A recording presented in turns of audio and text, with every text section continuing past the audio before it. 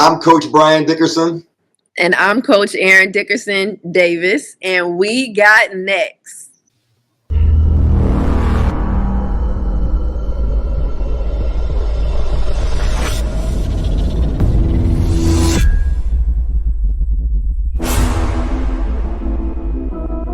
You next up and you ain't been on SportsLifeTalk. Like, what are you doing? Hey, you better hit him up. Look, you breaking next and you up next. Keep the wins go hard. Rise and star on the big scene. Make them know who you are. You don't break a sweat. Don't settle for less. They put you through that test. Your resume that flex. Who got next? Who got next? SLT, ready, set, go. Who got next? Who got next? Living my dreams and all your goals. Who got next? Who got next? You can ask B. Jones or head coach. Who got next? Who got next? You next up, so here's my vote. Chill.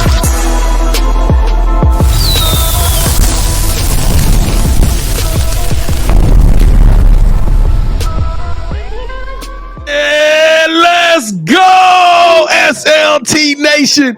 What it do, family? Welcome back to another fire episode of Sports Life Talks. You got next. That's right. This is a platform that gives exposure to the voices of tomorrow. In our 5th year, we've been marching on this train since 2020, a year that we have coined the Big Nickel. We're still on that incredible mission. That's right. We're going all over this country, going into our hoop societies, into every pocket, in every community. And we're finding rising superstars who are doing big things and accomplishing big dreams. And for today, one night only, we got a special coming for y'all, ladies and gentlemen. That's right, it's a family affair. We are going to have a tribe takeover for the first time ever in the building. On one side of this thing, we got a head coach of a Division I program, William Mary's coach, who took the team to the conference championship, made it to the first 4 last year, first most winningest coach in 30 games, the first coach to ever have 30 career wins, as well as the first coach to have 20 wins in a season. She is a monster on the sideline. DJ, I don't want to cut you off, but did you say that her team made it to the tournament? Yeah. Yes. Okay, I just want to make sure. Make sure you put that in there. I put some stank on it. Hey, yeah, put some stank on it because, you know, coach got them hands, so don't play. But that's the deal, though. You know why she did it, right? Because she came on You Got Next. You know what I'm talking about? Good things happen because she is an alumni of this show and standing right behind her. We're talking about a towering presence, 6'6". He was a former hooper in his day, and now he has over 20 years coaching. Even was the 2019 AAU Coach of the Year. This man is well known in just about every high school and every college in the country. Why? Because he's developed countless hoopers that have went on to be amazing people, including WNBA players. If you're wondering who we talking about, it's time to reveal. We got him, ladies and gentlemen, the family, the royalty and basketball community, the Dickersons, Coach Erin and Coach Bryan.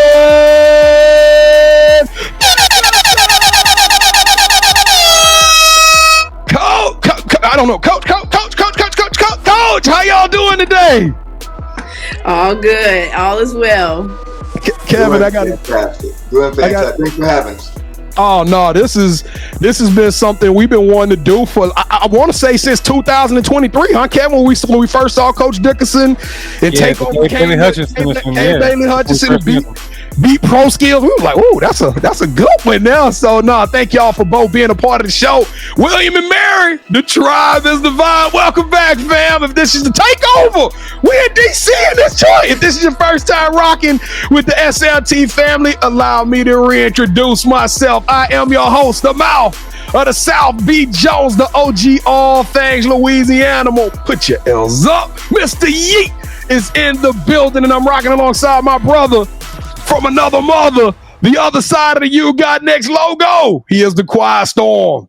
Shh, all facts, no cap. The head coach, KT, Kev.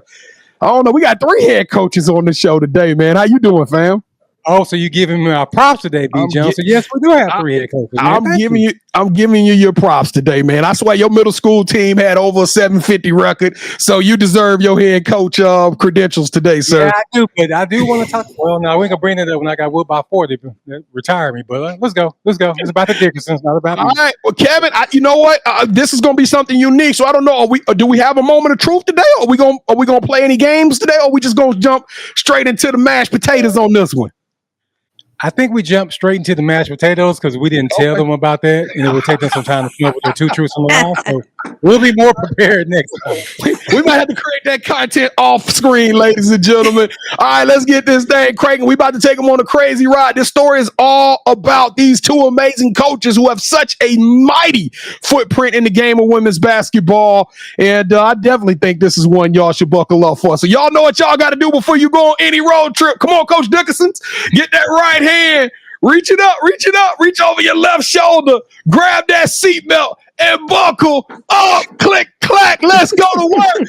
This is our call of action. That's right, everybody that's watching this under the sound of my voice, we need y'all help. We're trying to take this game to a whole nother level. We're trying to take this platform. We got so many more stories to tell. And as Coach Dickerson can tell you, we have some pretty good guests on this joint. So y'all need to check us out. We need y'all to do 4 things to help us to grow this show. Number 1, hang out with us to the end of the show. Just hang out. That's it. Keep this thing on repeat.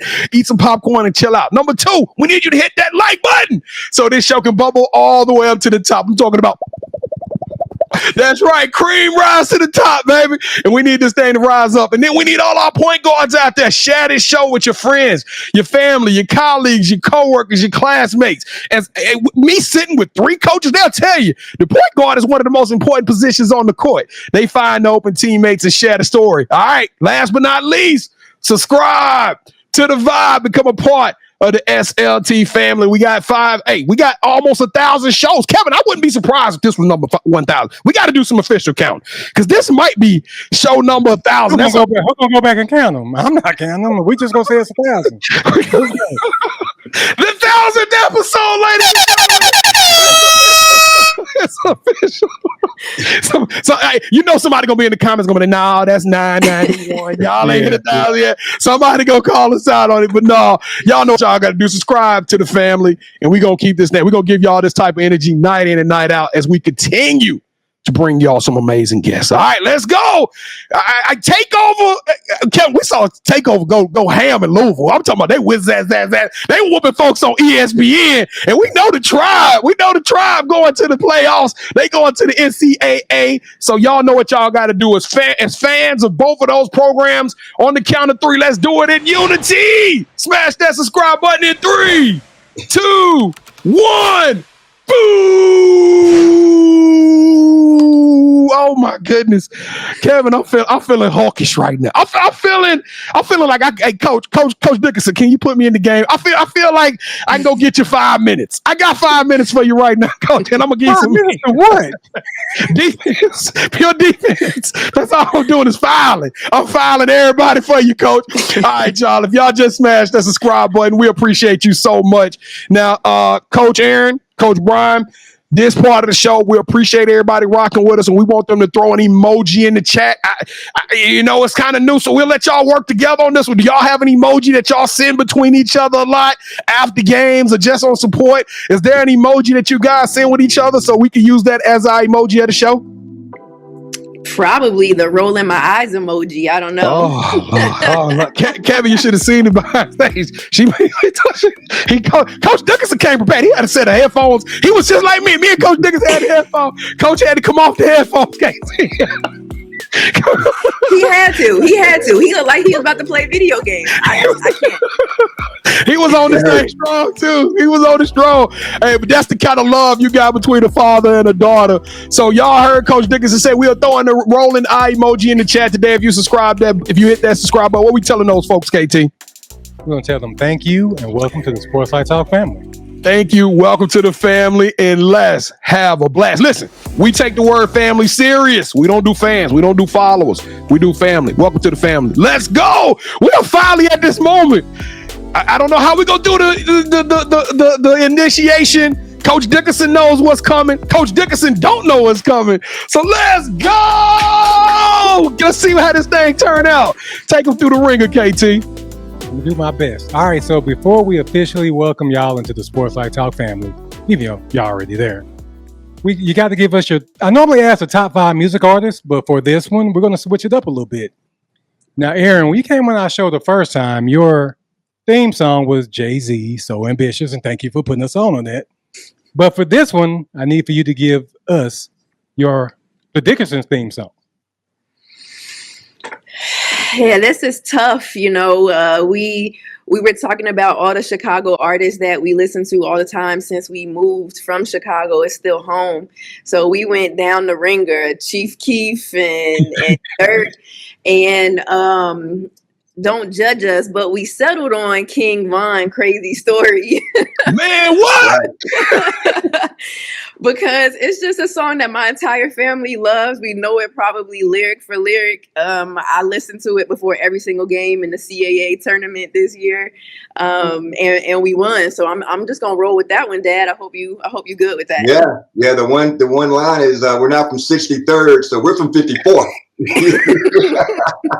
So we're now blocks a little east from south or north from that, you know what I mean? So but we didn't go down there that way that much though. I'll tell you. Yeah, 63rd was tough. It was tough. I was just about to ask y'all to give me a line from the song, but Bryan already did that. So. Not from 63rd. So the funny thing is, me and Erin, we played ball at the YMCA located on 63rd literally every day when Erin was growing up. So we have to go with King Von.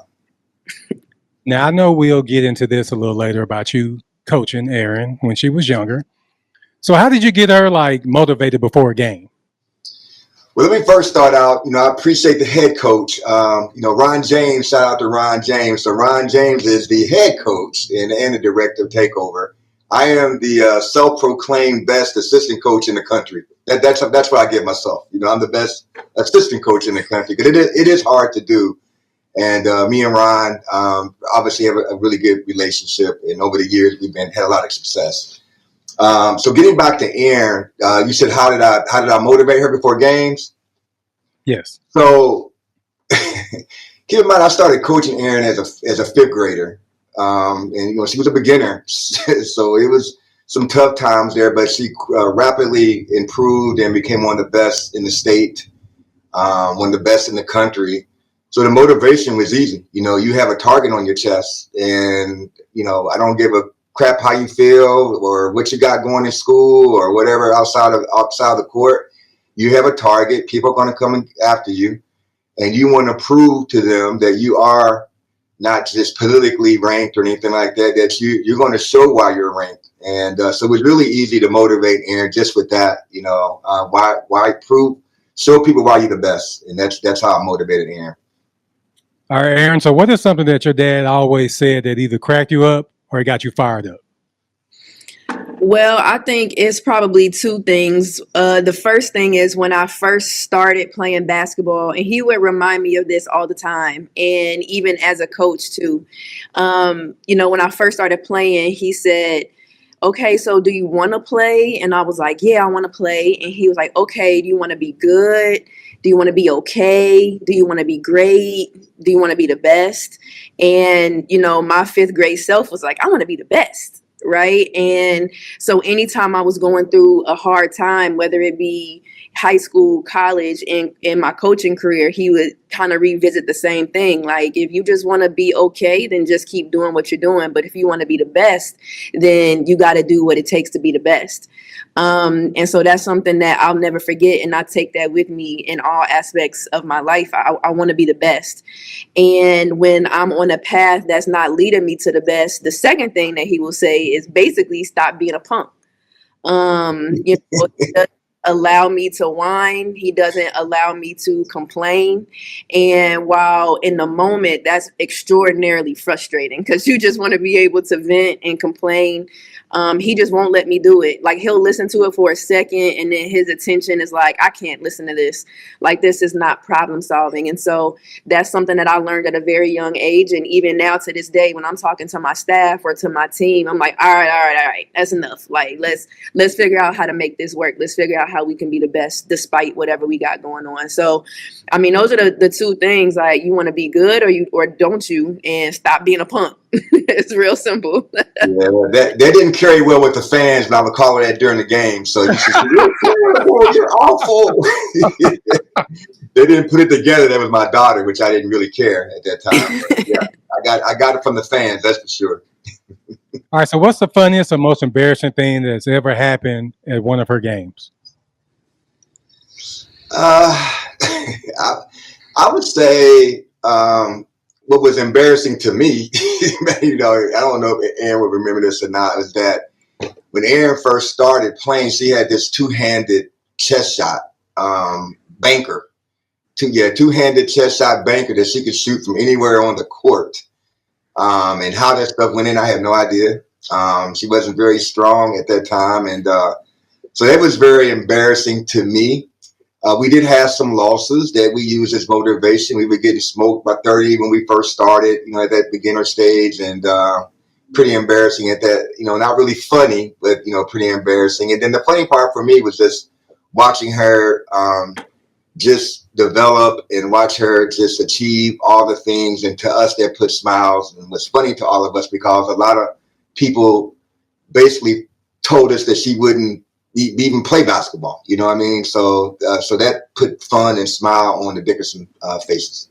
Kevin, I thought he was going to talk about the time she felt the court. Hey, he got real. He said we took L's. I didn't do that very much. I didn't do that very much. Yeah, to Erin's point though, that's what propelled us. Back then. And that's why I tell people I've lost by 70. You learn from it, and that's what motivated Erin and our core players back in Chicago to never lose. So then now we just don't lose, but you had to take those L's and use that to really develop the kids to get them to where you want it. All right, so B and I, we're going to produce a movie that's centered around the Dickersons. The one thing that we're missing is a lead actor and a lead actress. So who should we get to play y'all in the story of y'all life? This one is an easy one for me, KT. Who you got there? I think I'm going to need to hear your suggestion. I don't know. I got Will Smith. And Willow? No. They don't have to be real father and daughter. I didn't know where you was going with it. Will Smith and who else? Come on. I can't think of like Jala Parker. I can't think of her name. She's bright. She's been in a bunch of movies. Oh, man, how long? I can't. I literally drew a blank on her name right when I was about to say it. Hold on, I'm going to tell you her name. I hope he said Will and Willow. Willow. Willow 12 years old, man. I am about to be 40. Hey, welcome to the club when you get here. Welcome to the club. I'm gonna help y'all out. No, who you got? So I got this through Erin's husband Thomas. When they were in out of the country, where were y'all? In Spain? Where were y'all? Italy. They were in Italy, and everybody thought she was J-Lo. Everybody was calling her J-Lo out there. And then mine is easy. If he was still living, well, I shouldn't say that. I'm gonna say it's Rick Fox. Everybody thinks I'm Rick Fox, even though my hair is nowhere near as gray as Rick Fox. I can see the Rick Fox. I think I'm better than Rick Fox, by the way. I can see Rick Fox. I just wasn't as lucky as him, but I definitely, I think I look better than Rick Fox. Yeah. So I guess we can get like Vanessa Williams to play like your wife. So that's perfect. All right, so this is the most important question that I asked during our initiation. B and I, we love to travel. When we travel, we got to eat. So we come to Chicago. It's like a mini family reunion. What is that one food spot we're going to go to and give us your go-to meals there? And you better get this right, Erin, by the way. Harold's. We're going to Harold's and I'm probably getting the 4-piece wings with mild sauce, salt, and pepper. And my dad probably getting the 6-piece wing with mild sauce, salt, and pepper. Yeah, don't forget about that bread you get with them fries. The bread, but no coleslaw, though. The bread, but no coleslaw. 100% Harold's chicken. I love Harold's chicken, but I had the commercialized version of Harold. I got checked real fast. I'll say this about Harold's chicken: we have one here in Texas, but the one that's here, I don't think it's as good as the one that's there. Not even close. That's what I got. That's a fake Harold. That ain't the original. The originals are all in Chicago. How did I get to Texas? I went to a fake Harold's too. It was downtown in the Loop, and I was telling everybody. No, that's all bad. The only Harold's you could go to is gotta be out south, like south, and it's gotta be bulletproof glass everywhere, and you gotta talk through the little turn. What's a little turn thing? Get your hands out the way. You gotta talk to them through there to get some napkins or something. That's the only Harold's you could go to, but one in the Loop, like downtown, no. Yeah, because the one, it was up the street from my house, and we tried it, and I was like, this can't be the Harold's chicken that people are, talking big about. It was. And you got to get yelled at. You got to get used to being yelled at, because that's Harold. That's I feel at home. You get yelled at by the cashier, and they can't hear you, and you yelling back. It's a beautiful thing. Okay, we're going to go with y'all. So I feel safe around y'all, so this is where we'll go. All right, so thanks for rocking with us. The initiation is complete, but now the real conversation begins, and we want to hear from you. Drop your top 5 music artists, your favorite superhero, and your go-to food spot in the comments. Probably something safer than Harold's. And do us a favor, go to our website, sltUGotNext.com, to check out more of our amazing You Got Next family members. And also go check out Coach Erin Dickerson's episode. I think that was, 2 years ago? 2 years ago? The takeover tour. It was off the chain. When she introduced us to that Jay-Z So Ambitious, and I really do appreciate that. So now I'm going to pass the ball back to B, so he can officially reintroduce our newest play cousins, the Dickersons. So B Jones, go ahead and take it away, bro. Welcome to the show, to the Dickersons. Welcome to the show, to DC, to William and Mary, to everybody out there that's watching this from the basketball community, or if you're just trying to learn about it, welcome to the show. Today we got a family, the Dickersons, that represent a powerful legacy of basketball, mentorship, and perseverance. Bryan's dedication as a player to player development has laid the foundation to Erin's rise to one of Division I's brightest coaching minds. Together they embody the generational bond that fuels the growth of women's basketball and a family driven by excellence. So I'm excited about this one. If you ain't, so let's kick it off. Let's take you back. I'm gonna go to the OG. I'm gonna go to the OG in the room. Kevin, this man been coaching. he probably got more coaching in his pinky than I know about basketball acumen and period. So Coach Dickerson, let's learn about, when did you fall in love with the game of basketball? Well, this is going to hurt.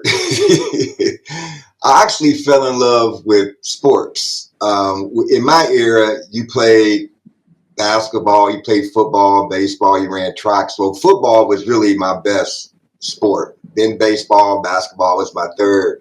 So I fell in love with that probably around 8 years old. You kind of figure out how your body develops. So at 6'4", 6'5", 170 pounds, I didn't think I'd be football material. I didn't want to get broken half out there. Baseball was hard. You had to really go single A and all that, just to get a scholarship. So basketball was it. So this is tough because I love sports and I love what it did for me. It just happened to fall into basketball. So that's kind of pretty unique, probably than what you're used to getting on your show. Erin's will be a little different because she was a one sport star. But yeah, I fell in sports at 8 years old. Well, it was different back then, and I ain't trying to date you or make you sound old, but I'm old. You played all sports in high school back in the 90s. I'm going back to the 90s. I mean, you played football, you played basketball, you played just about any sport, and you ran track. That was part of conditioning. You ran track for conditioning, so you could be in shape for football. So yeah, I know exactly what you're talking about. So you was a dog. Now I said 6'6", you just said you 6'4", 6'5". I'm a shorter guy. I like that. I like that. That's the program height. Yeah, that's what I'm talking about. We went off the Charleston program on that one. but Coach, so were you a dog? Talk to us. Like take us to the X's and O's. Were you hooping back in the day? I would tell you, I was ahead of my time. I played point guard at that time, right? You know, most 6'5" point point guards, guard? yeah, 6'5" point point guard, guard? Okay. yeah, point guards were small and tiny and all that. But so I was very athletic, just could shoot the ball. But what I would tell you, I wasn't a true point guard. There's a difference. I didn't have that vision. All I wanted to do was shoot and score and all that. So there's a difference in a true point guard and a basically makeup point guard. So I was that, but I did play the position, played it well, and had a great career. So he's in the Hall of Fame, y'all. Don't let him thank you, Coach, because I wanted y'all to go. Y'all rewind it, a little button that you can go back 30 seconds. Y'all can look at Coach Dickerson's face and that facial expression when that question is being asked. So, Coach Dickerson, tell us that POV from you as a little kid watching your dad go through this thing. What was your POV of him as a hooper and starting his coaching career? So my parents are young, they had me in college, and we moved to Chicago when I was around 2. And what I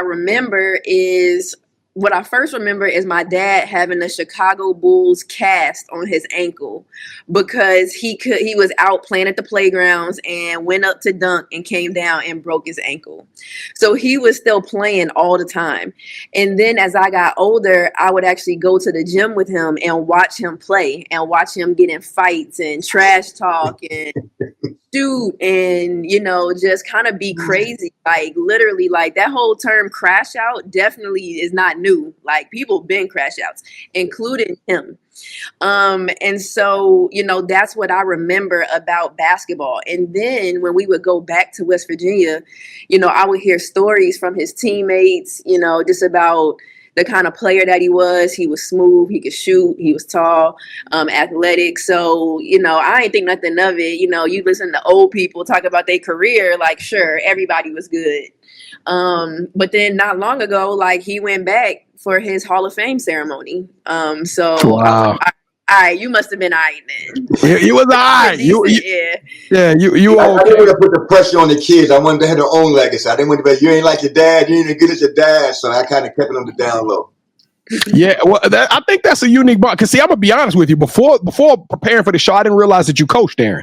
I didn't realize that you actually was her coach and watched her go through AAU. I knew she was a dog because we had the opportunity to meet her, and we did research on her. But I didn't know that you were part of that coaching cycle. So, with Coach Bryan, and I'm calling you Coach Bryan because if I say Coach Dickerson, both of y'all gonna be like, yes, Coach Bryan. When did you realize that Erin took a little bit off the old block? That she was a chip and that she was going to be a dog on this basketball court? Well, it was kind of interesting. When she first started, because of her friends played, right? So it was like that just for friends. And she said earlier about, do you want to be the best and what it was going to take. So I coached her hard. I mean, I'm not going to lie. I coached her extremely, extremely hard. And that kind of created a toughness for Erin. She was very tough. In Chicago, the light skin thing was a big deal. It was a big thing, right? So you got labeled with that, right? I got labeled with that, which she mentioned about fights and all that stuff like that. So you had to be tough, And that's what we did with Erin. We made her tough, and then she picked up a skill. And the skill was she was just a not dead shooter. She could shoot that ball from anywhere. And I'll put this out there. She gave a little something about my career. Erin's nickname in high school was E.T. That was her nickname in high school, E.T.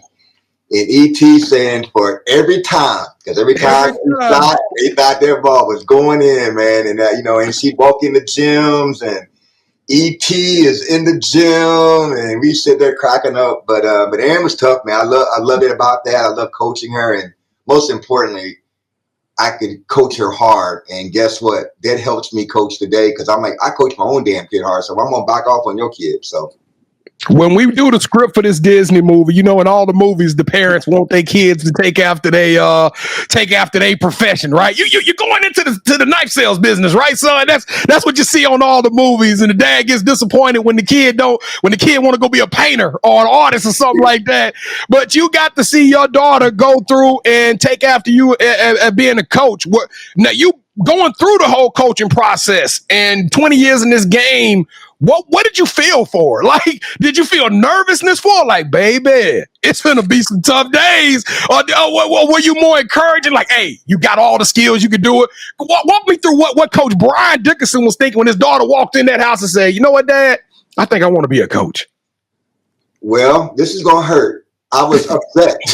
I was very mad that Erin wanted to come in and be a coach. So what people don't know, everybody thinks I'm this high school coach. I am a volunteer. That's what I do. I work for PepsiCo. I work for Frito-Lay. Been with them for almost 20 years. So basketball is a volunteer. And trust me, I'll let people know about that volunteer. But I was upset with Erin because, she went to Northwestern, and I'm like, you don't go to Northwestern to be a damn basketball coach. We wanted her in the business that you talked about earlier. We wanted her in the business. We trained her to be in the business, be like her mother, be this big VP and, global president and like her father. So when she came in and said, I want to be a basketball, I'm like, you want to be a what? Like, so in hindsight, she taught me something, and the top is that you follow your passion, right? And basketball was her passion.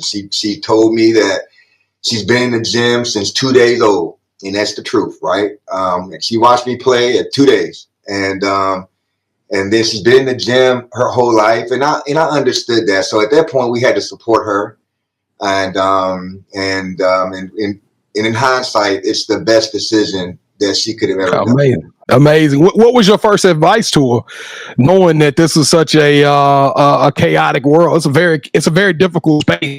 Kevin and I, we make the comment, we call y'all superheroes, and we don't take that lightly at all, because we know how arduous it is to be a head coach and to even assistant coach, to manage all of these different personalities, and especially in your space, Coach Dickerson, Bryan Dickerson, you got parents. Yeah. You got parents. At least Coach Erin can be like, get off my campus. Your baby's mine now.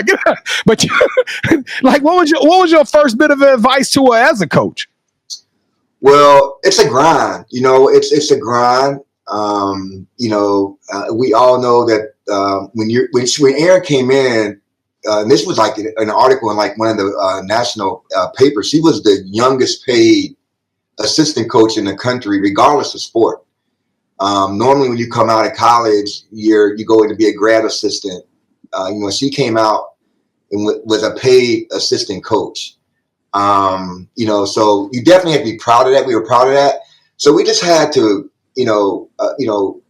just let her know it's going to be a grind. It's going to be a grind. It's going to be a lot of moves. And at the end of the day, it's about support. We're here for you, regardless of where you are, where you in. And, and just so proud of her, she worked, got her MBA at Georgetown. So it was a grind, but looking at her now, just seeing what she's doing, we're just so proud. So I didn't know about you, Coach Dickerson, Bryan Dickerson. Like I said, we met you and Kay Bailey, but that was after Erin had been on the show. And then when we got to Kay Bailey, Kevin was like, we got to hurry up because Coach Dickerson is over. I'm like, oh no, William and Marion House. He was like, no, Coach Dickerson's dad is actually a coach. And so that's why we beelined over there to the court to meet you. But it's really impactful to hear that you had such an impression on. So Erin, I'll turn it over to you. Your father has clearly been a major influence in your life, so much that you turned down a VP of global logistics at, at some major Fortune 500 company, and now you setting trends and you making history. But what about your father's coaching legacy, and what about that influenced you and made you decide that this was the direction to go? So when I was growing up, my dad he was a coach, right? And I thought that was so cool. I'm like, oh, he gets to like tell us what to do all day. And I thought the coolest thing about coaching was drawing things on the board. Like, all right, you guys are going to pass here, cut here, and just like create something. It's like being a chef, right? Let me put a little this seasoning, and just see like how it comes out. And I used to love that. And so when I was in high school, and we would be in a game and he would give me the board and he's like, put us in a play, like come up with a play. And I'm just like geeked, like this is my time to shine. And so I just loved it. I love that. And I've had the opportunity to have amazing coaches, you know, Corey and Mac Irvin coached me when I was in high school. I played for my dad. I also played for the very first fire team, you know, which was very, very special. And I thought that I wanted to, it was a couple of things. I had great coaches. I wanted to do what the great coaches had done. And I had some really bad coaches, and I wanted to be the coach that I wish I had in those situations. And so I talked to my dad about it. I had a job lined up with a consulting firm, making like $75,000 to start, which is in 2009. Like, this is really good money. And I turned it down and was going to be a graduate assistant coach at a small school in Missouri. And I went out there, y'all, and I was like, I can't do it. I can't do out here. I'm 22 years old. It was a small town. Everybody was so nice and warm. I remember that. But it was like a one stoplight town. And I'm like, I just can't do this. And so I was like, I'm just going to volunteer and, you know, I'm going to work camps. And I was driving around the country working with Chris Minnick in Blue Star camps. I was going to volunteer with my high school coach, Corey Irvin, already said that I could come back and volunteer assistant with them. And that's what I thought my path was going to be. And then my college coach called me and said there was an opening at Furman, and it was late and I didn't have time to decide. Like, I either took it or didn't. And he offered me the job and I took it, and I was making $26,000. Yeah. I basically still needed my parents to help me with rent, even though I was a Northwestern grad. So you know, my journey in coaching has been tumultuous. It's been great. It's been hard. It's been a lot of different things, but I know that no matter what, I can talk to my dad. My mom is the coach of our family. So yeah. We're going to talk about the real coach in a minute. We're going to talk about the real coach.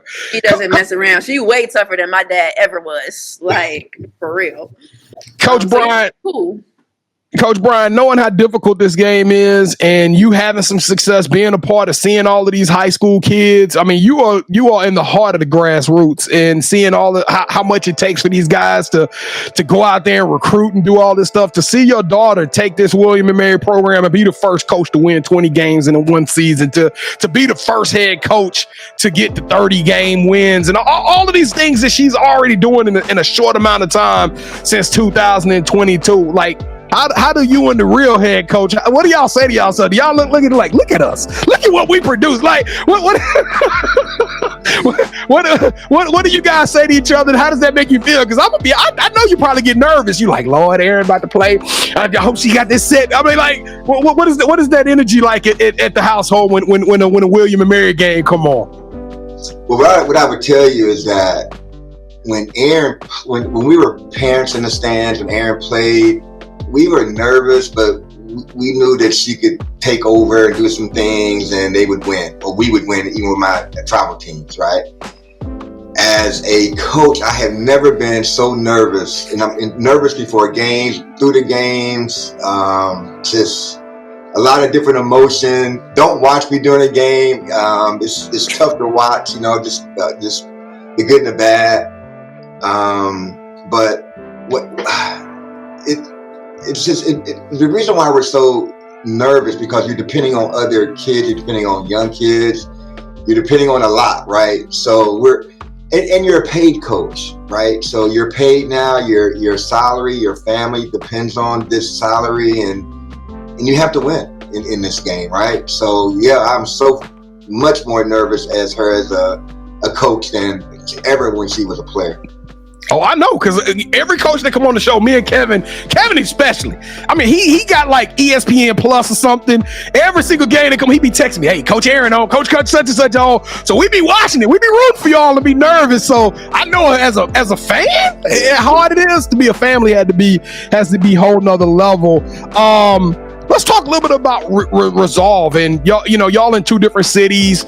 You probably don't get to see each other as much as you would like, but through modern day technology, you get that opportunity to pick one another up. What riding the highs and lows, because it's never going to be just a straight, going up a hockey stick effect where it starts out and just go. You got bad days. Like, how do you support each other and lift each other up? Because coaches have probably more bad days than good, unfortunately. How do you guys support one another coming off of a major AAU loss, or even coming off a conference loss for William and Mary? Like, what do you guys say to each other? How do you guys pick each other up? I think that's a great question. I think we at this point have a level of discernment, right? Like, you can read the room and know what each other needs. My dad gives me a lot more encouragement as a coach than he did when I was a player. And I think it is because, like, when you're a player, you control it. Right? Like, if I'm a mess that day, like, that's on me, right? As a coach, when you are trying to figure out how to get these young women going, and they might be tired, they might have midterms, finals, boyfriend issues, like, it's all these things. Their lives are just so different, right? Like, they're not as stable as an adult's life. And I think he knows that that's very difficult. And so he'll say, I'll be like, man, I should have ran this play, or I should have called this timeout. And there are times where he was like, I don't really know if the timeout at that point would have mattered. And there are times where he's like, yeah, you probably should have called it, right? But just knowing that level of discernment, like, this is what you need at this point in time. Some of those days is like, yo, suck it up. The same thing he would say if I was playing. Everything's not in your control, but there are things in your control. So figure it out. And so I think we just do a really good job now of reading what each other needs. Same when he's having issues with takeover, with parents, with the recruiting process, like, his life is very different than mine, like you said. And so just letting him know, like, these are the kids that end up coming to my school, right? So prepare them, Yeah. for what this is going to look like, like, you can't be soft on them, because when they get here, I'm going to say produce or sit. Right. So you can't, and so it's really cool that we get to kind of bounce things off of each other. He'll call me with a random question, like, all right, a parent asked me this, like, random question for you, and give me a scenario. And he'll be able to say, like, from a college coach perspective, this is what I think. So, I mean, it took us a long time to get here. It took a couple of cuss outs from both of us. Stop talking to me. Don't call my phone, Dad. I don't want to hear it. And vice versa for us to get here. But it's a really cool dynamic that helps both of us be successful. So I know, I want a disclaimer. William and Mary recruits nationwide, all circuits, but I do know that you have a team out there that you show a lot of support to, and it's not about recruiting the kids. It's about your dad on the sideline and take over. He's nervous when he watches you, Coach. What do you think when you sitting on that baseline and you at an EYBL tournament and takeovers on the court? Are you looking at Dad? Are you following? Are you like, is he okay? I'm watching him probably more than I'm watching the game. And I'm gonna be honest, y'all. The most stressful game of my life is not a game that I coach. It is a takeover versus Exodus game. Hey, battles. It is the most stressful game of my life. I am sitting on the sideline. Like, if you didn't know me and just sat next to me during that game, you would be like, she's actually a psychopath. Like, I am just like, get her out. Like, I'm looking at my dad's team and I'm like trying to make calls for them. This year I sat on my husband's side and he ain't have a point guard in, and I'm yelling at his assistant coaches, get a point guard on the floor. It is so stressful. and they're always really tight games. So yes, I get very nervous when my dad is coaching, when my husband is coaching, because just like they want from me, like I want them to be successful, and I'm tunnel vision, y'all. Like I don't even know what's going on in the court. I don't know who made shots, who played well. I'm like, you're being too calm. Like turn up. Like I'm trying to give them some advice more so than anything. So we got Let me add in this real quick. Aaron, so when we play Exodus, everybody is at that game and they're all wondering where Aaron's going to sit, right? Where is she going to sit? So I'm glad she says she sat on Thomas's side this year, because normally she better have 1 foot on my side of the court and 1 foot on her husband's side of the court.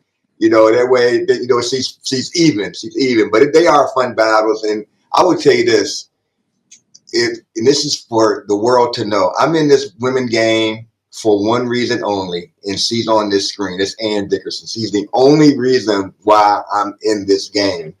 And I will also say I'm disappointed when she's not there, because I like to show off and have fun and let her see me and cuss and flaunt and all that stuff like that. It's fun for me when she is at my games, but don't get it twisted. I'm in this game for her. That's dope. She helps me, like, she talking about how she helps me, with just different players that she's seen, the different teams that she's seen play and stuff like that. So it goes both ways. And then one thing I'll say about Erin, she's opposite of me. She loves feedback. I literally, the game would be over, and about 3 minutes after the game, she's calling, like, what you got for me? I'm like, damn, I ain't even process the game yet myself. Like, you know what I mean? So she is really good with this feedback and really wants it. And you could be transparent, because it's like I coached her hard. It's still like I'm coaching her, but in a different way. You know what I mean? And yeah.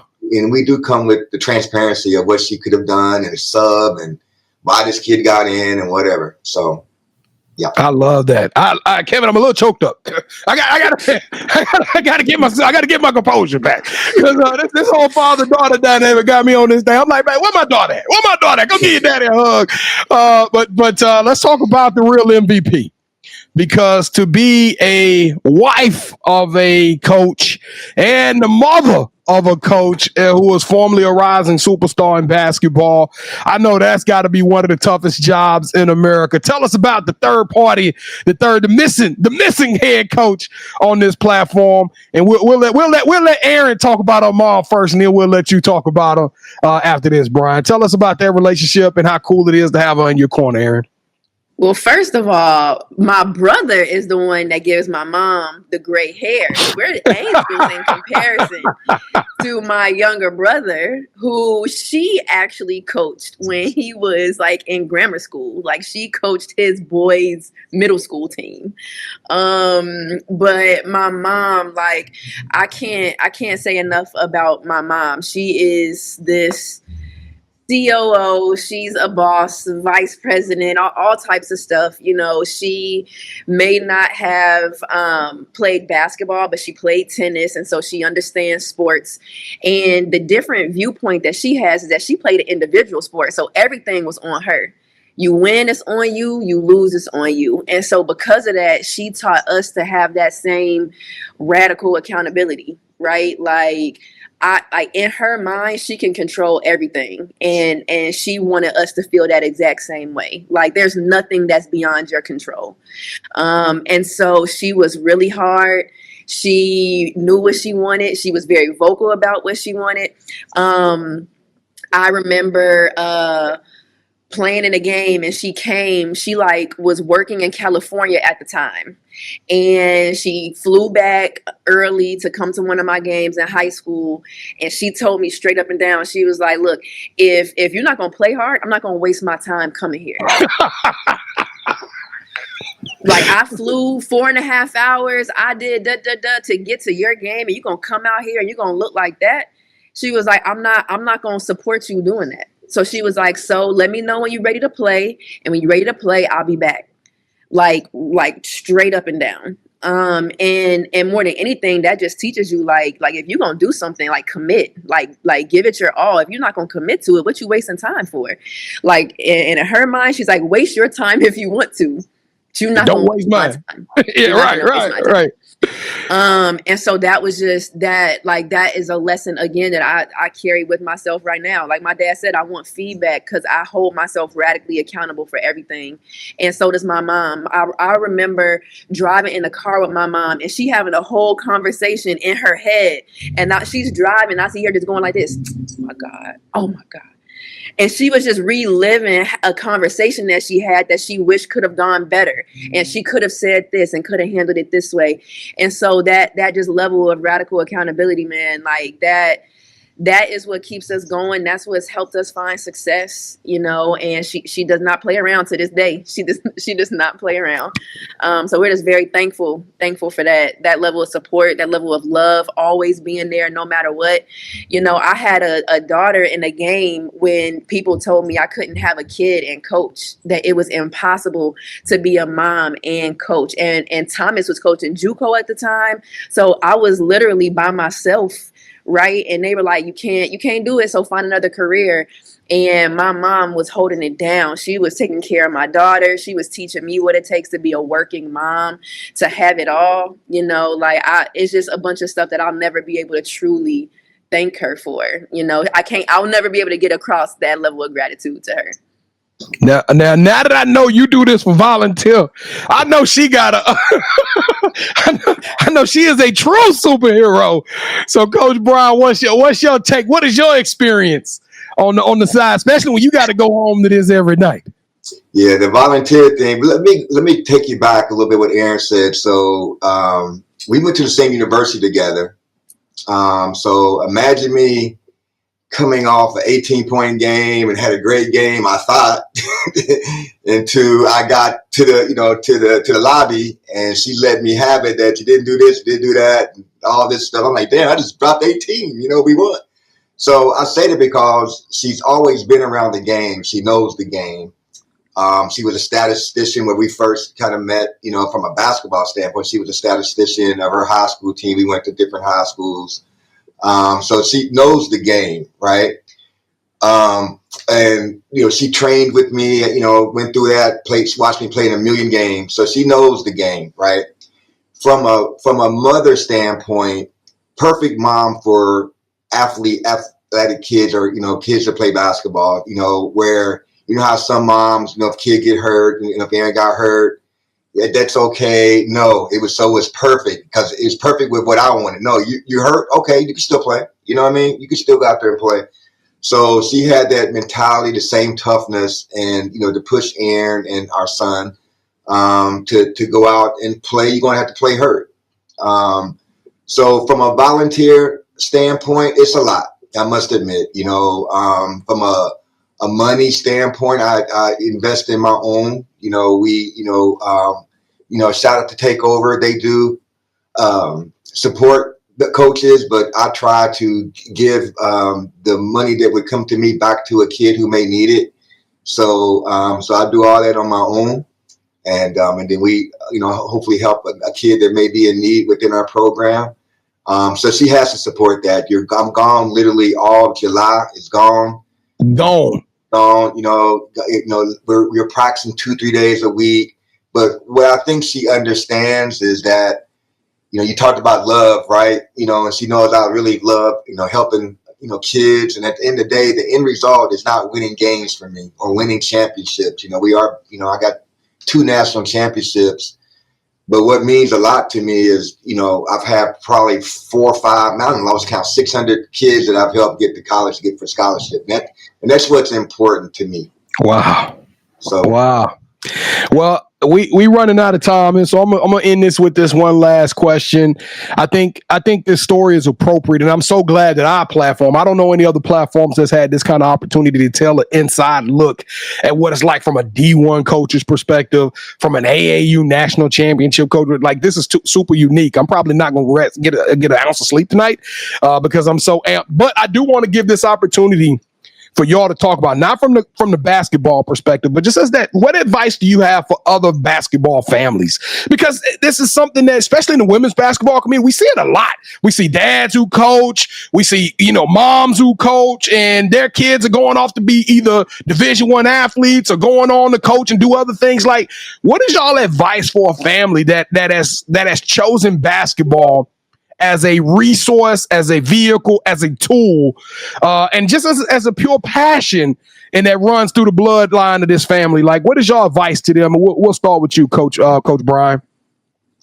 I'm gonna let Erin go first. I need to think about it. That's a tough question, so I'm gonna let Erin answer that one first. For me, I think I want people to remember that basketball is fun. I think that there are so many things going on in the sport of basketball right now when you can generate revenue, right? You can have NIL, and branding matters, and how you play now matters more than ever, right? Because it's all over social media and it can impact your money. If you're ranked, you could get deals. You can get a lot of money when you go to college. And I think because of that, players are putting pressure on themselves, and parents are putting extraordinary pressure on their children. And what I love most about my basketball career is that I felt like I didn't need to do it. I just wanted to so bad. Like, I just loved it that much. But I didn't need to, right? Like, my parents didn't say, you better get a college scholarship or else, right? It was just like, wow, I could go to college and play basketball. Like, that's so cool to me. And I think that if people could just remember that this game that we play is so full of fun and joy, that would be the best advice that I can give is don't forget that when things get tough, when your kid is not playing, when they drop in the rankings, when the college is not calling the way you thought they would, like, don't put them down. Don't put pressure on them. Like, this game is fun, and the more fun they're having, the better they're going to end up playing. You got anything you want to add to that, Coach Bryan? Because that was some really good advice. I think Erin said it best, and I'll end with this from a parent standpoint and a coach standpoint. Erin said that parents get caught up in a lot of things, players do too, but all I ask for is just a thank you. I put a lot of time in with these kids, right? I put a lot of time with these families.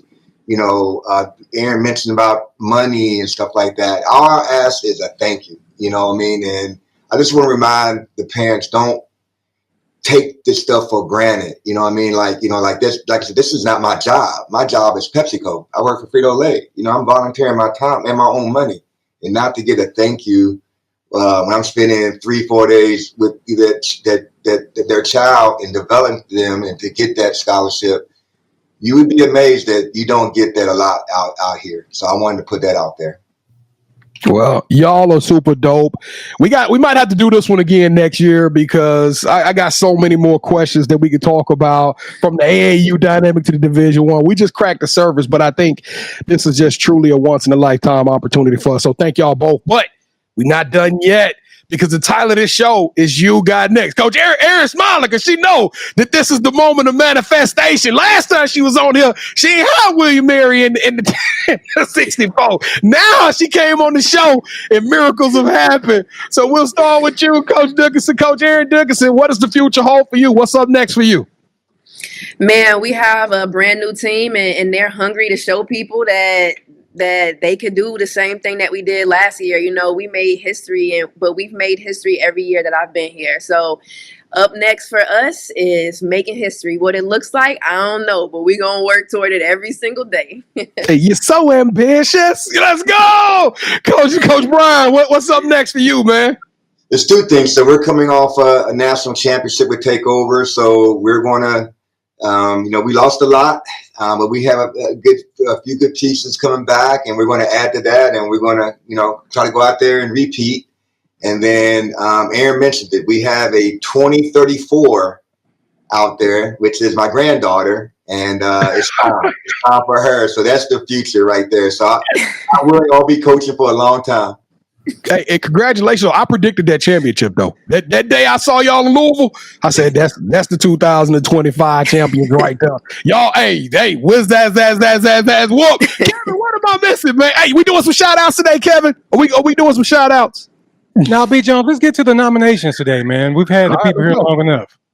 All right, so this is going to be new because normally I would get like just Coach Erin to come on here and nominate somebody, but I need for the Dickersons to tag in the next father-daughter or mother-daughter coaching duo to come on our show. Who y'all got? Ooh. We decided on Arnie and Brittany Morris. That's right. Y'all got next. You got next. Hey, and we've been trying to recruit Coach Brittany for the longest. Is she still at NC State? Or has she moved She's school? at Louisville now. Ooh. All right, Coach Morris and Coach Morris. Y'all officially on the clock. It is official. Y'all got next. Thank y'all. We got to get y'all on this platform so we can have some more fun and some more father-daughter, mother-daughter. The dynamic is incredible.